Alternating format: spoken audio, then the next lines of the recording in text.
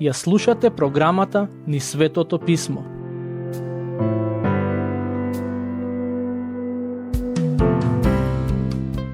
Според некои истражувања се вели дека просечниот човек изговара околу 30.000 зборови секој ден. Познавам некои луѓе за кои сум сигурен дека изговараат многу повеќе, но генерално гледано оваа бројка е навистина интересна. Ако го земеме овој податок во предвид, би можеле да кажеме дека во текот на еден просечен живот, човекот изговара толку многу зборови што, ако сите се запишани, ќе може да се оформи некоја мини библиотека. Знаете ли што е уште поинтересно во сето ова?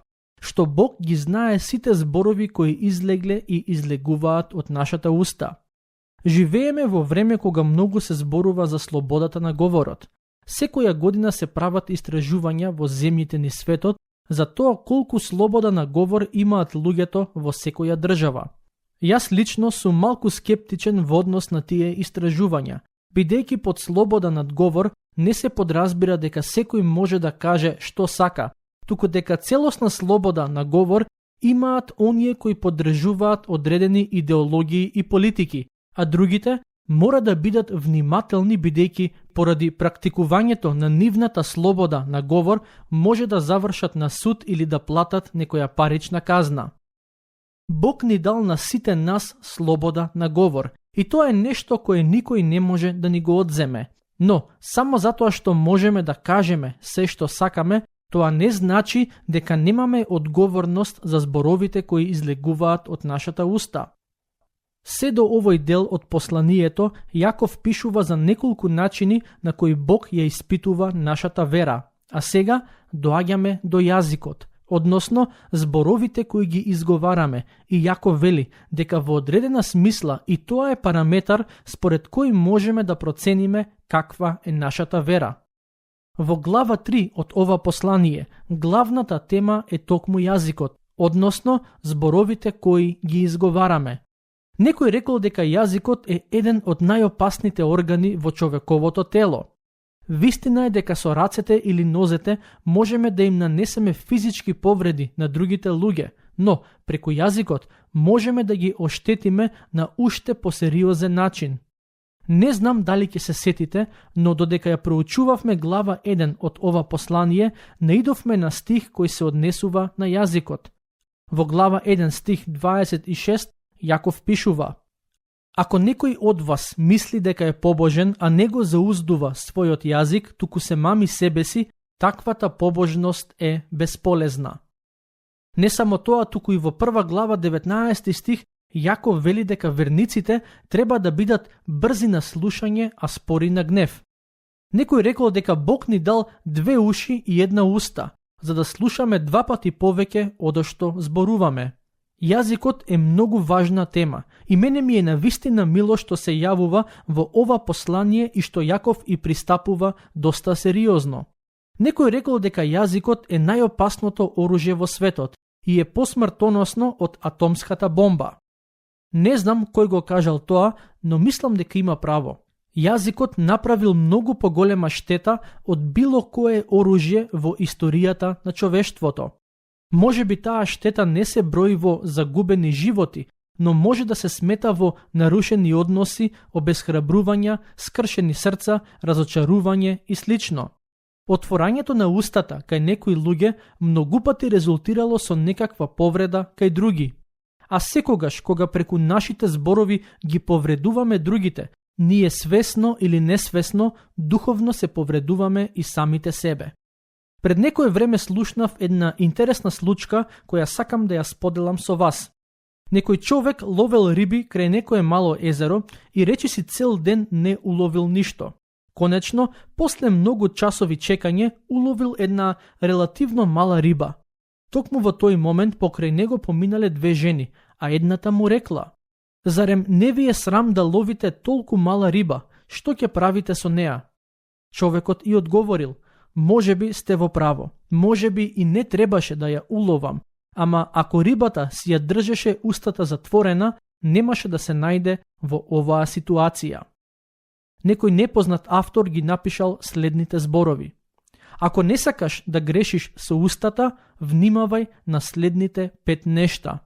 Со кого зборуваш, за кого зборуваш, како зборуваш, кога зборуваш и каде зборуваш. Сакам со вас да споделам едно парче поезија кое го најдов во една од проповедите на познатиот Чарлс Сперџан. Грците рекле дека иако јазикот нема коски и е мал и слаб, сепак може да скрши и убие некого. Турците рекле дека јазикот може да уништи поголема војска и од мечот. Персијците мудро рекле дека долгиот јазик значи рана смрт. А некој непознат автор рекол: не дозволувај јазикот да ти ја пресече главата. Кинезите рекле дека јазикот може да зборува со брзина поголема од онаа на конјот, а арапите кажале дека срцето е складиштето на јазикот. На хумористичен начин евреите рекле: сопни се со нозете, но немој со јазикот. А авторот на една книга од Светото писмо напишал: кој го пази јазикот, си ја пази душата. Мислам дека сите овие изреки кои се спомнати во поемата која ја прочитавме се важни мудрости кои е добро да ги имаме на ум кога размислуваме за оваа тема. Но нашиот главен интерес во денешното проучување не се народните мудрости од различните цивилизации и народи, туку Божјата мудрост која ни е дадена во Светото писмо. Затоа, време е да почнеме со читање на 3 глава од посланието на Јаков. Доколку имате Библија со себе, ќе ве замолам да ја отворите кај послание на Јаков, глава 3, стих 1. Таму се вели: не барајте, браќа мои, мнозина да станете учители, зашто знаете дека поголемо осудување ќе добиеме. Предпоставувам дека помеѓу оние на кои Јаков им пишува, имало такви кои сакале да бидат учители во црквата. Оние кои имаат служба на учители и проповедници во црквата се често напред пред другите и се чини дека таквите имаат повидна позиција во духовната заедница. Кога некој ќе види како учителот поучува, во себе може да добие желба и самиот тој да биде напред и да ги поучува другите. Сама по себе таа желба за поучување не е погрешна, но мотивите зад истата може да бидат погрешни. Јаков ги предупредува читателите на ова послание дека луѓето треба да бидат внимателни со тие желби, бидејќи учителите имаат поголема одговорност од оние кои ги слушаат нивните поуки. Всушност, би рекол дека за човек да биде учител во црквата, тој треба за тој повик да биде надарен од Светиот Дух. Ако го нема тој дар и повик во себе, желбата не е доволна. Јас ја имам привилегијата и одговорноста веќе неколку децении наназад да го поучувам и проповедам Светото писмо. Оваа служба ми отворила многу врати во животот, ми дала прилика да се запознаам со голем број на луѓе и да одам на места кои инаку не би ги посетил. Но јас не барав да бидам проповедник и учител на писмото. Тоа ми беше дадено како повик и дар од Бог преку Неговиот Свет Дух.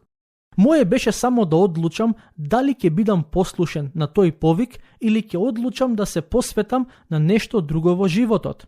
Сакам да знаете дека, да, навистина е голема привилегија да се има ваков повик и служба, но одговорноста е исто така голема. Учителите и проповедниците го имаат вниманието на целата црква, односно на целата заедница.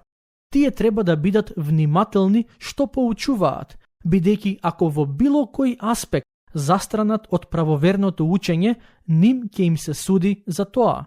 Учителите и проповедниците се одговорни за тоа што го зборуваат, бидејќи во одредена смисла тие не се одговорни само за своите верувања, туку и за верувањата на оние кои ги слушаат. Преку своите зборови, учителите ги обликуваат верувањата на оние кои внимателно ги слушаат секоја недела. Затоа, Јаков вели дека не треба мнозина да ја посакуваат таа служба, бидејќи оние кои ја извршуваат плаќаат голема цена. Низ годините сум имал прилика да бидам сведок на ситуации кога некои учители и проповедници направија големи штети во црквите преку своите зборови и поуки. Се обидувам секогаш да се сетам на тие лоши примери и да бидам внимателен во мојот пристап како учител на писмото. Стих 2. Сите ние многу грешиме, но оној кој во зборови не греши, тој е совршен човек, силен да го заузда и целото тело. Досега Јаков неколку пати пишуваше за гревот, а сега вели дека сите ние многу грешиме. Ова е реалноста со која Светото писмо не соочува. Бог преку својот збор не ни вели дека некои луѓе грешат, а други не, или пак дека христијаните малку грешат. Не, туку ни вели дека сите ние многу грешиме. Дали сме свесни за тоа или не, тоа е веќе друго прашање, но Бог ни ја кажува вистината таква каква што е. Темата за која Јаков тука пишува не е гревот во некоја општа смисла, туку конкретно гревовите кои излегуваат од јазикот кој не е контролиран. Потоа во останатиот дел од стихот, тој пишува за човекот кој во зборови не греши. Таквиот го нарекува совршен човек, силен да го заузда и целото тело. Со други зборови, ако некој може да ги контролира зборовите, односно јазикот, тој може да го контролира целото тело. Јазикот е најсоодветното мерило за нашата духовност, односно за зрелоста на нашата вера. За разлика од животните кои не можат да зборуваат, Бог нам ни ја дал можноста да зборуваме и на тој начин да се изразуваме. И токму таа слобода на изразување е добар показател што има во нашето срце. Човек не може да има добро во срцето, а зли нешта да излегуваат од неговата уста. Испротивно, јазикот е најдобар показател за тоа какви сме ние длабоко во себе и кои сме. Пред неколку години имав прилика да зборувам на една христијанска конференција. И веднаш штом заврши конференцијата, јас, мојата сопруга и нашата ќерка влеговме во колата за да одиме на друга конференција во друг дел од државата. Некаде на средина од патот застанав на бензинска пумпа во едно мало градче. Го замолив вработениот на бензинската пумпа да го наполни резервоарот до крај. Откако го наполни резервоарот, човекот ми пристапи и ме праша дали јас сум човекот кој поучува на програмата ни Светото писмо. Зачуден му одговорив: "Да, јас сум." "Како знаете?"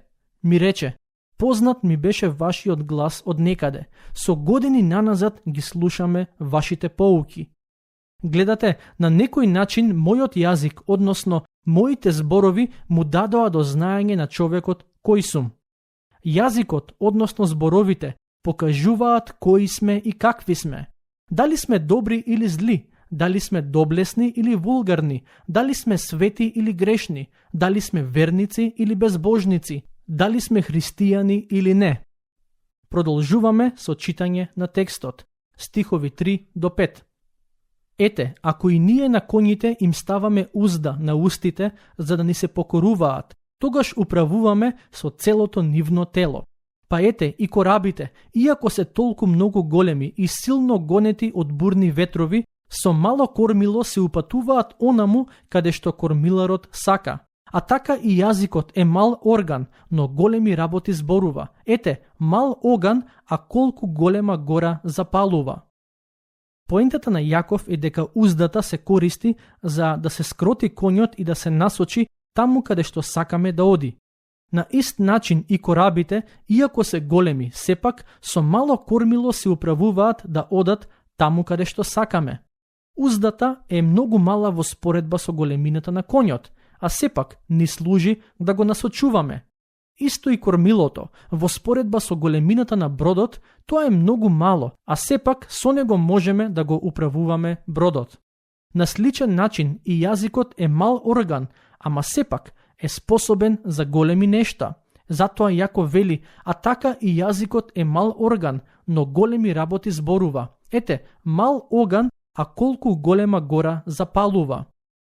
Како што уздата може да ја промени насоката во која конјот се движи и како што кормилото може да ја промени насоката во која бродот се движи, Така и јазикот во одредена смисла ја одредува насоката во која се движи и ќе се движи нашиот живот.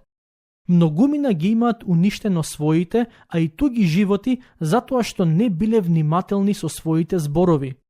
Доволно е сопругот да ја каже на сопругата: "Не те сакам повеќе", и со тоа да го уништи и нејзиниот живот, а и нивниот брак и семејство.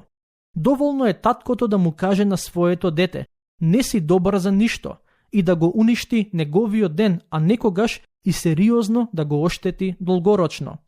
Кога неколку луѓе се собираат за да озборуваат некоја личност, тие со своите јазици ја нарушуваат репутацијата на личноста, така што кога станува збор за начинот на кој зборуваме, односно за зборовите кои излегуваат од нас, многу е важно да бидеме внимателни, бидејќи јазикот ја одредува насоката во која се движат и ќе се движат како нашите, така и тугите животи.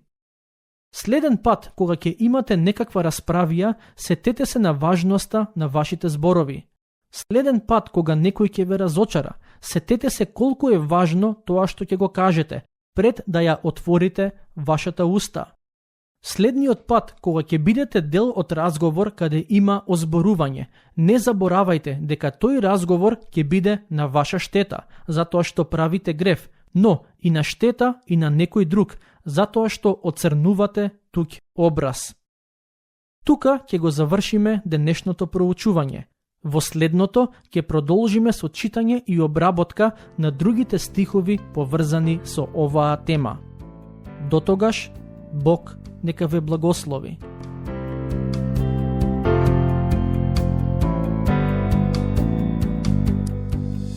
Слушнавте епизода од програмата Низ Светото Писмо. Можете да не слушате и преку мобилна апликација на нашиот YouTube канал и на подкаст платформите како што се Apple и Spotify. Ако ви се допаѓаат нашите епизоди, споделете ги и препорачајте ги на вашите пријатели. Бидете слободни да ни оставите свој коментар или да ни пишете на нашата имейл адреса nizsvetotopismo@gmail.com. Следете ги нашите страни Низ Светото Писмо на Facebook и Instagram. Епизодите од оваа серија можете да ги најдете и на нашата веб страна ttb.twr.org.